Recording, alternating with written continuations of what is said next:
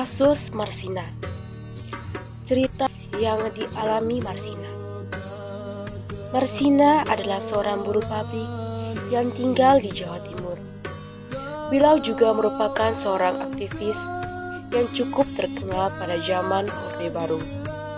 Pada tahun 1993, Gubernur Jawa Timur mengeluarkan surat edaran yang berisi agar perusahaan di Jawa Timur menaikkan upah buruh sebesar 20% dari gaji pokok.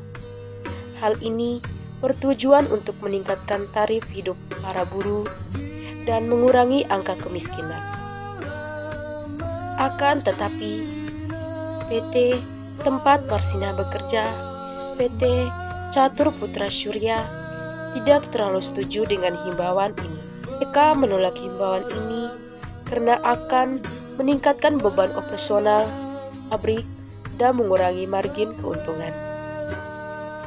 Tepat pada Senin 3 Mei 1993, sebagian besar karyawan PT Catur Putra Surya berunjuk rasa dengan cara mogok kerja.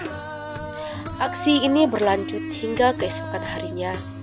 Namun, menjelang Selasa siang, manajemen perusahaan dan pekerja berdialog dan mensepakati sebuah perjanjian. Intinya, perusahaan akan mengabulkan permintaan karyawan dengan membayar upah sesuai minimum regional.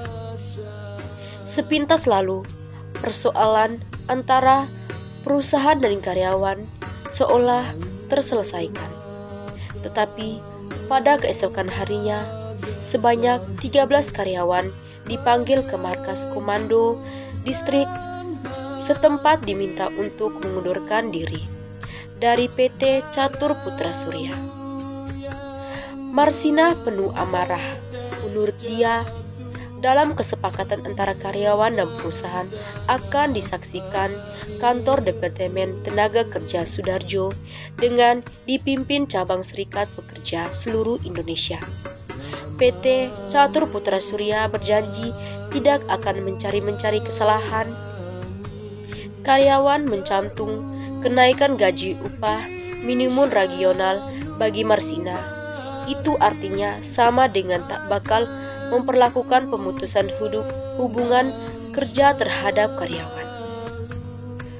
Pada Rabu itu juga, sekitar pukul 21.00 WIB, Marsina mengunjungi teman-temannya yang terkena PHK. Usai prajasana, seraya menyampaikan perhatiannya, perempuan lajang itu berpisah dekat Tugu Kuning di Sudarjo.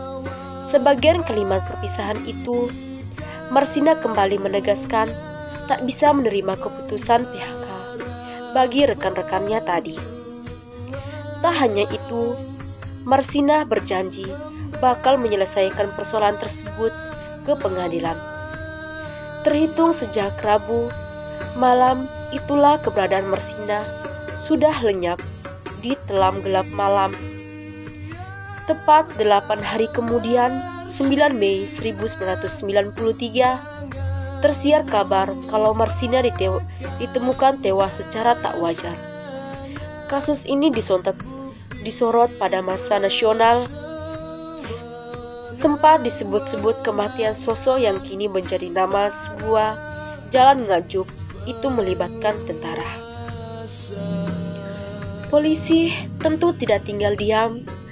Berdasarkan hasil penyelidikan tercatat 9 nama yang berasal dari susunan pemimpin dan pemilik PT Catur Putra Surya sebagai tersangka pelaku penganiayaan Marsina. Dalam persidangan di tingkat pengadilan negeri dan tingkat bandingan, ke-9 orang tadi dinyatakan bersalah dan dijatuhkan hukuman.